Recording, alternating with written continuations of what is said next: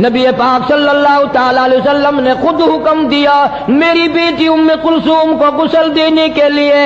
اسما آئے، حضرت لیلا آئے، اور فلاں آئے، کئی عورتوں کی بیویوں میں سے نام لے دیے۔ اچھی طرح سے غسل دینا، میری پیاری بیٹی کو پیار سے غسل دینا۔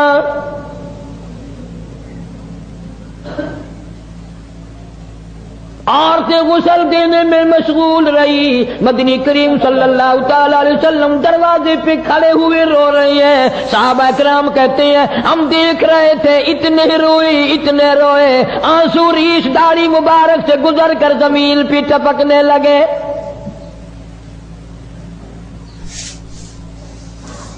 اطلاع دی گئی، خبر دی گئی، غسل سے فارغ ہو گئے، غسل دیا جا چکا۔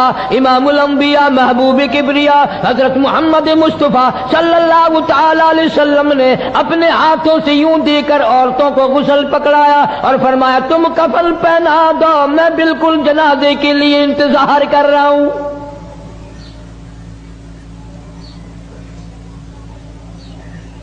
تیرا جنازہ مارکیٹ سے گزرے گا، کسی کا جنازہ بازار سے گزرے گا، کسی کا جنازہ منڈی سے گزرے گا، کسی کا جنازہ اڈے سے گزرے گا، کسی کا جنازہ اسٹیشن سے گزرے گا، کسی کا جنازہ سڑکوں گلیوں سے گزرے گا۔ مالک کائنات کی قسم، ام کلثوم تیرا جنازہ مدینے کی گلیوں سے گزر رہا ہے۔